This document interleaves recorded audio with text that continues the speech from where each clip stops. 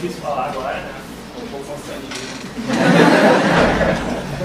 Na verdade, eu estou constrangido desde que comecei a bolar essa apresentação.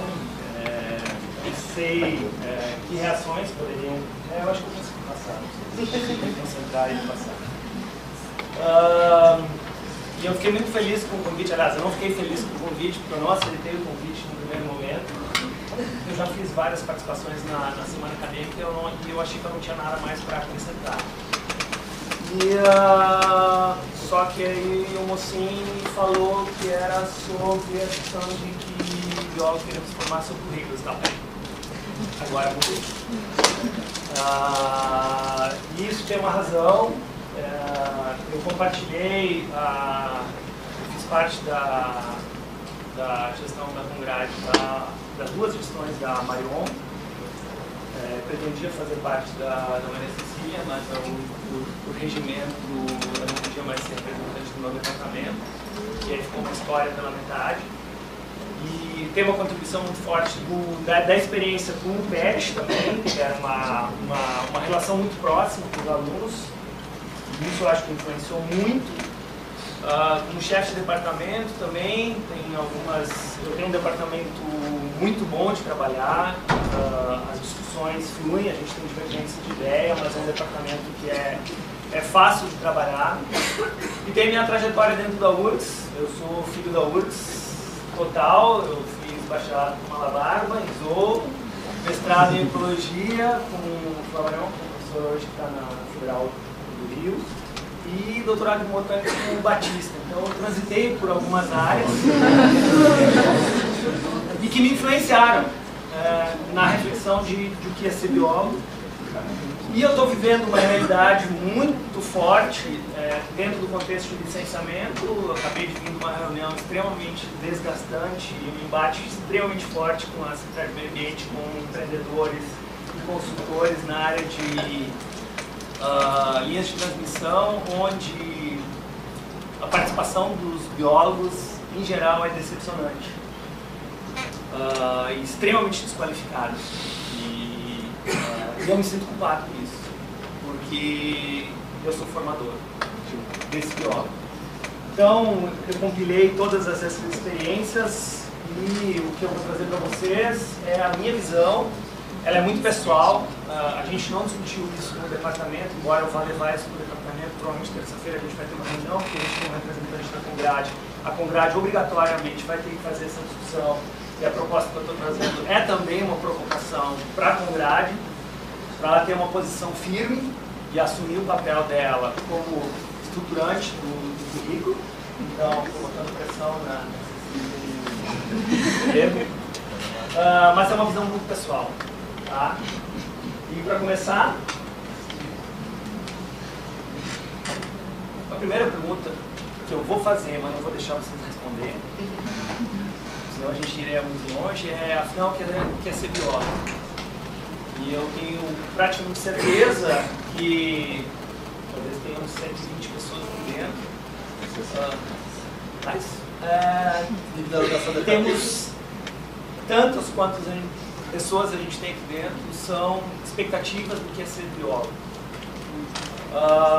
Isso ficou muito claro para mim num outro debate com os alunos, que estava, não me lembro a razão, acho que foi uma promoção da Congrade, estava o Kilfeld, e a gente começou a discutir um pouquinho isso, e ele tinha uma perspectiva, eu tinha outra perspectiva.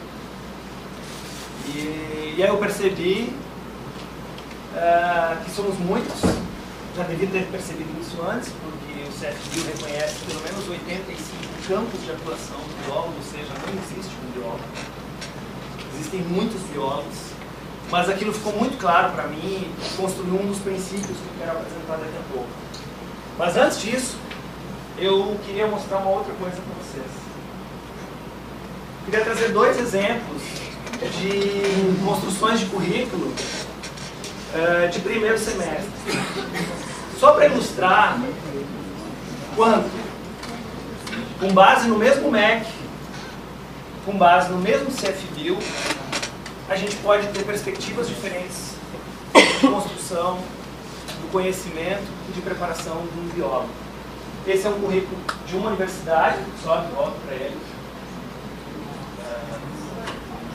Esse é o...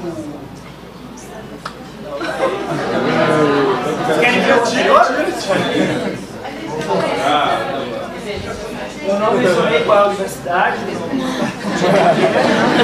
É uma universidade brasileira. Primeira etapa, tá? E eu não tenho dúvida que tem biólogos que se sentem felizes e contemplados com essa lógica de construção. Tem uma outra alternativa, é uma outra universidade brasileira. Eu acho um pouco transgressora demais. Não digo que é um excelente, tá? Tem 29 créditos, tem uma carga elevada.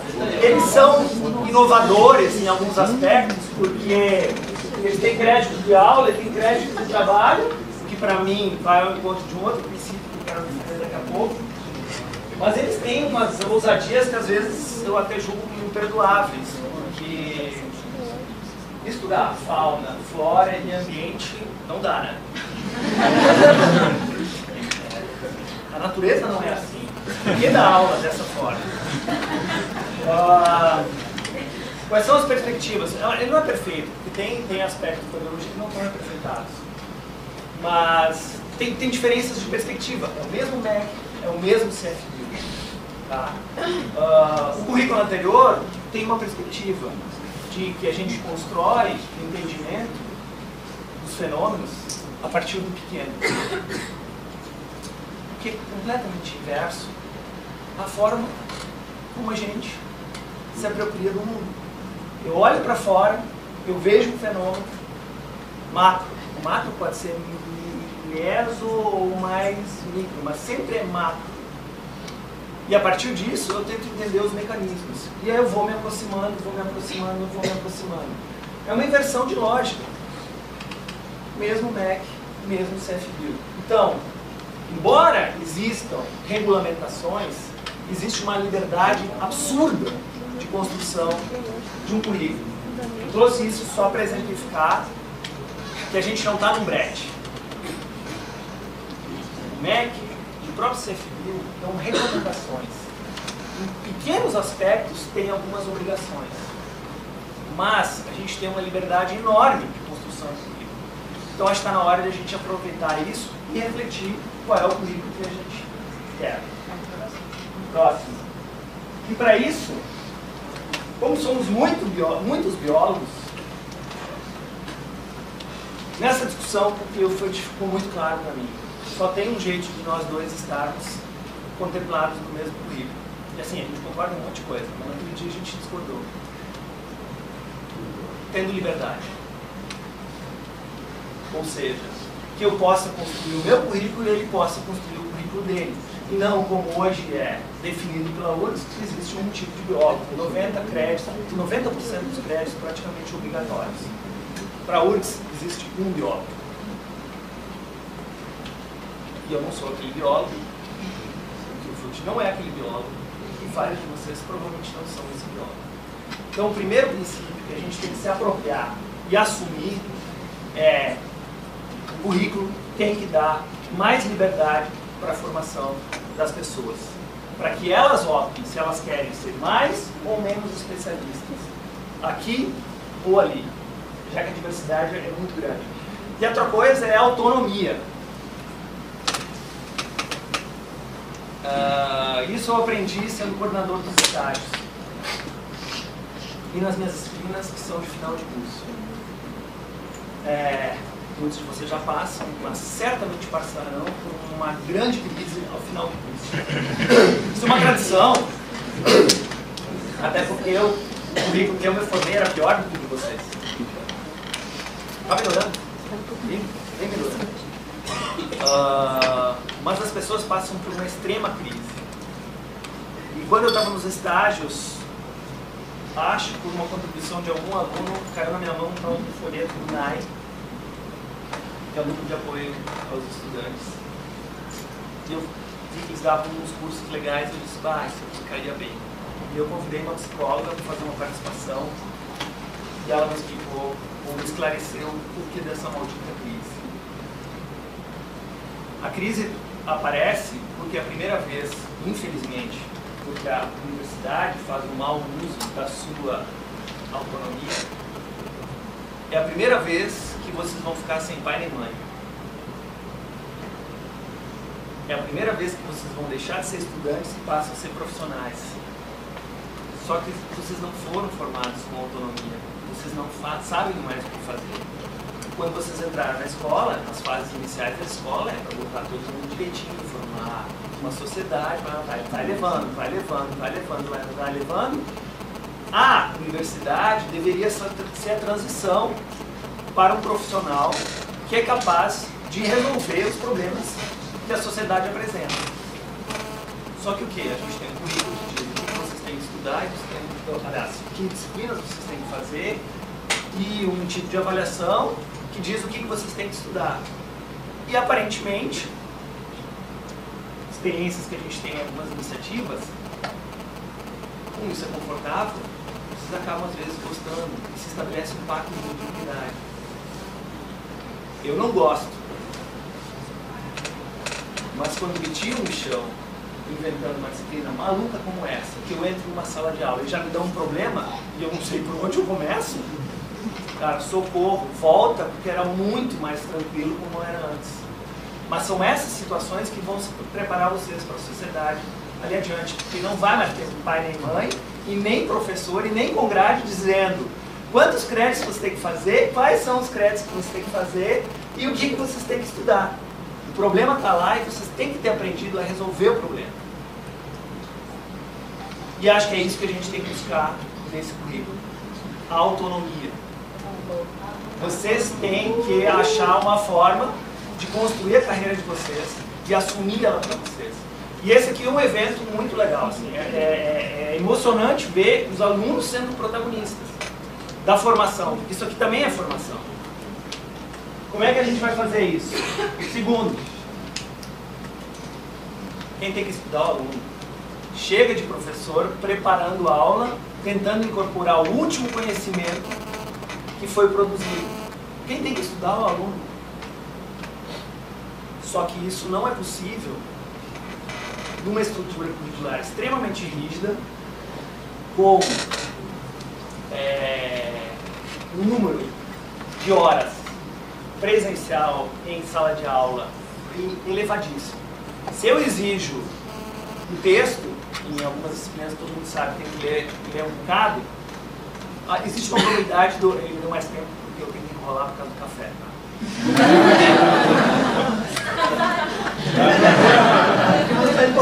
Os caras não prepararam o café, eu posso enrolar.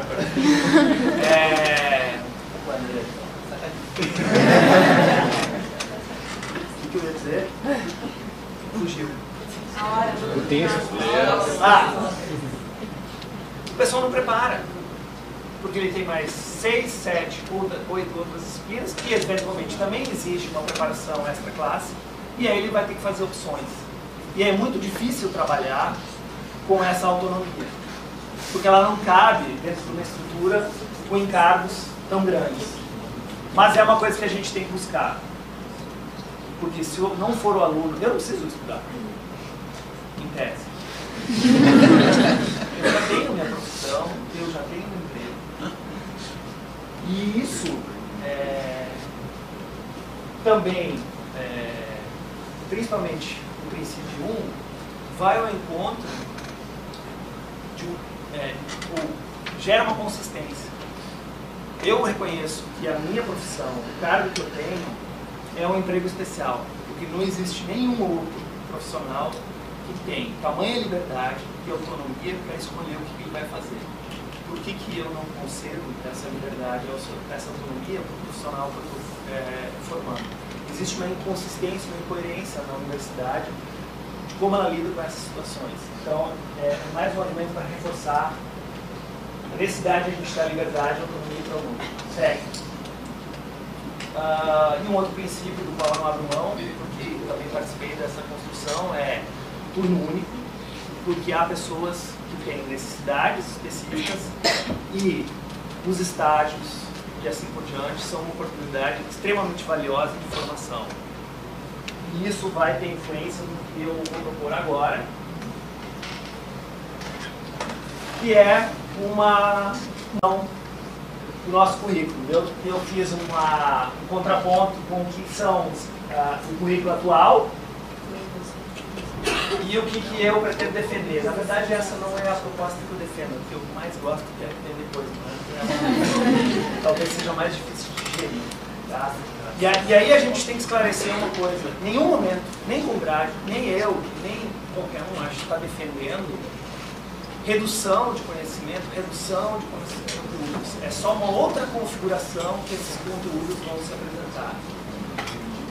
A quantidade de conteúdos obrigatórios, aqueles que são fundamentais que a gente conhece, que todos deveriam trabalhar, vai se reduzir. Mas com 3.200 ou 3.465 horas, não tem como o cara ser extremamente especialista. Ele vai ter que ter uma amplitude e ele vai ter que, se ele quiser ser especialista, aprofundar bastante. Se ele quiser ser generalista, lidar com os vários campos de atuação. Não tem como fugir. Então não tem redução nenhuma, só tem uma reconfiguração na estruturação desse livro.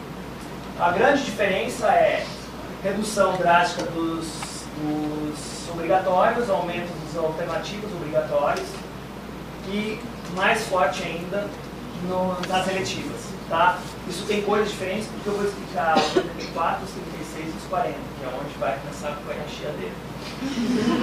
Sério.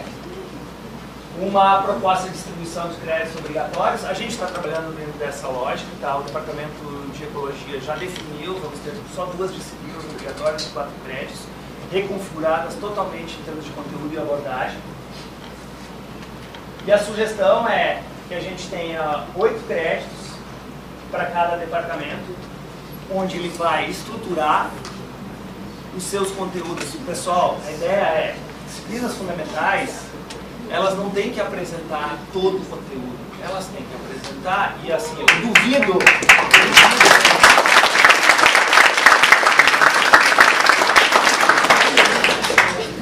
Em qualquer uma dessas áreas, eu digo isso com certa tranquilidade, porque ecologia tem um curso de graduação inteiro.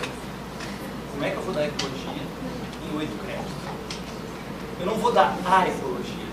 A ideia é apresentar os 4, 5, 6 grandes temas que são investigados e apresentar os grandes problemas e, a partir deles, alguns dos conceitos. Já é uma inversão, porque hoje a gente trabalha muito em cima da lógica do conceito, a gente vai inverter isso completamente. Tá? Isso pode ser feito por qualquer campo do conhecimento.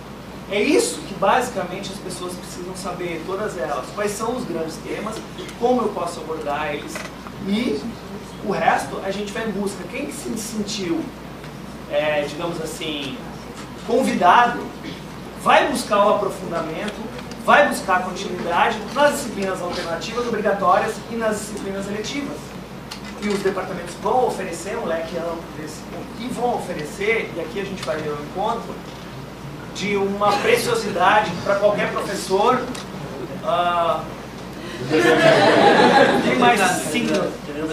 Primeiro tempo, né? Não, o segundo tempo. Tá bom. Só um pouquinho. São 8 para cada um dos departamentos do IB, 16, o que é metade, para os CBS, mas pelo menos cada departamento tem uma vitória, e os outros são os que o MEC obriga, tá? Que hoje são 21, mas tem margem para a gente reduzir para 20. Tá? Isso dá os 84 e dá 20 créditos, 21 créditos por semestre, que é algo razoável de se trabalhar. Tá? Seguindo rapidinho. Para implantar isso, eu propus algumas diretrizes. Disciplinas com menos de 5 alunos são canceladas. Alunos só podem cancelar por razões de saúde ou emprego, ou outra razão de força maior, porque a gente tem que disciplinar um pouco nisso, sobretudo quando a gente tiver um currículo centralizado mais em disciplinas eletivas ou alternativas obrigatórias, porque tem pessoas requerendo vagas e aí algumas ocupam e depois desocupam. E a gente cria uma rotina de eterna alteração que prejudica todo mundo. Então quem quer entrar quem já estava. As alternativas obrigatórias, 15 em cada campo de atuação. Quais são os campos de atuação? Saúde, biotecnologia e biodiversidade, né, em cima representados por aquelas figurinhas, ou seja, se o cara quiser ser especialista, ele pode ser especialista. O 15 aqui é um número arbitrário, mas é uma ironia em cima do número que a universidade gosta muito, 70, 15, 15. Eu usei o 15, tá? Pode ser algo diferente, mas ele permite que quem quer ser 30, 30, 30 faz 30, 30, 30 e as outras configurações, mas pelo menos obriga que todos tenham uma visão abrangente do campo de atuação. E as eletivas, liberdade total, inclusive para quaisquer outros cursos. Como é? Como é?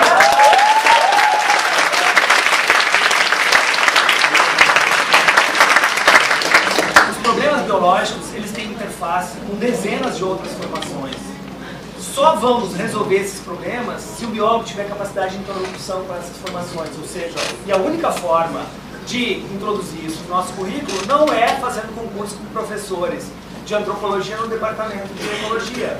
É a gente dando autorização para o aluno para ele ir lá buscar essa formação na sua origem. E finalmente, uma outra coisa que eu defendo também, um segundo estágio externo como uma opção eletiva. Segue. Só mais duas propostas rápidas. Essa é a minha proposta predileta.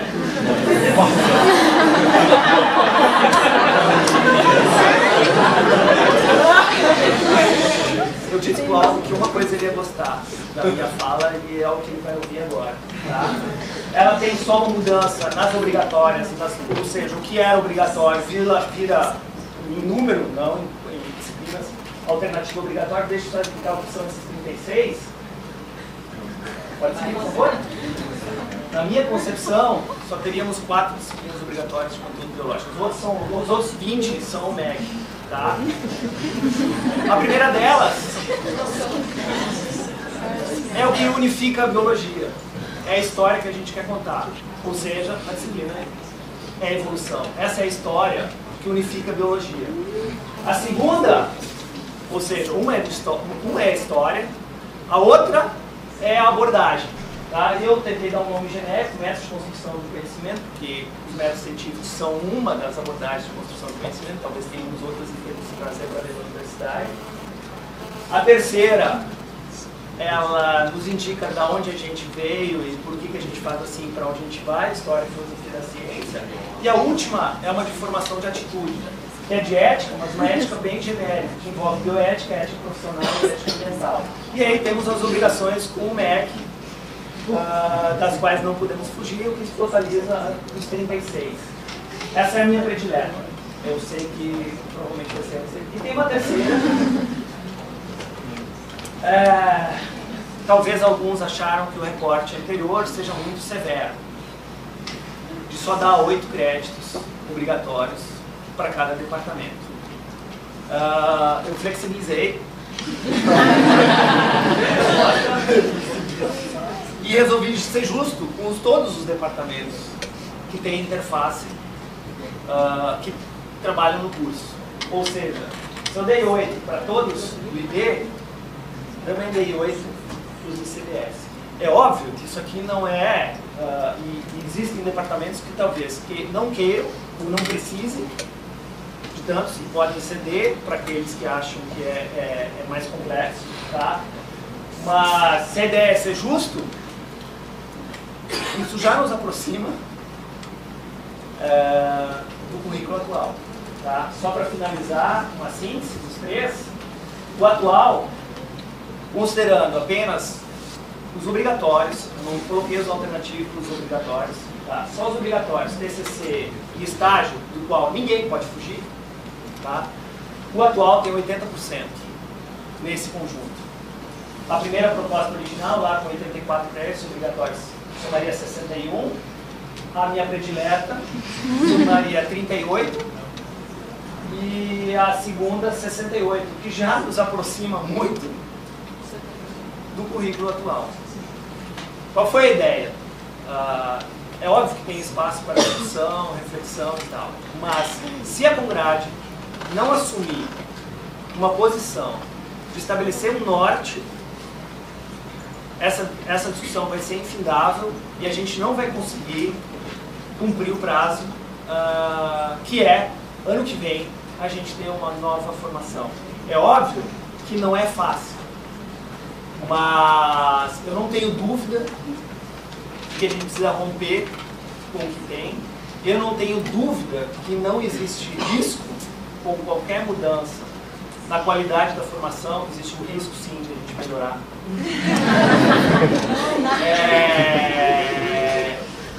E a gente precisa usar. Eu tenho alguns colegas com os quais eu já debati fortemente e estou louco para continuar o debate. E para quem já teve, e aí eu estou falando como professor, não como aluno, para quem pode dar aula que gosta para pessoas que estão a fim de estar lá, a experiência é inigualável. Eu dou aula obrigatória e é um esforço enorme. Meu maior esforço é tentar motivar os alunos a estarem lá. Eu dou aula de engenharia ambiental. Disciplina obrigatória de instrumentação e ecologia. Tá? É extremamente difícil motivar os alunos. Ao contrário, em outras disciplinas, isso é muito fácil, porque é um espaço muito prazeroso. Eu adoraria ter conseguido preparar para essa apresentação uma comparação entre as avaliações discentes, entre disciplinas obrigatórias e eletivas, e uma estimativa de quantos dos professores que foram homenageados, eu tenho certeza que tem exceções, foram homenageados em disciplinas eletivas. Por que isso acontece? Com grande frequência. Porque ambos estão fazendo aquilo com prazer. Disciplina obrigatória, ela não pode ser reserva de mercado para garantir progressão de um professor, muito menos garantir índice departamental, para garantir vaga de novos professores, para qualificar a pós-graduação.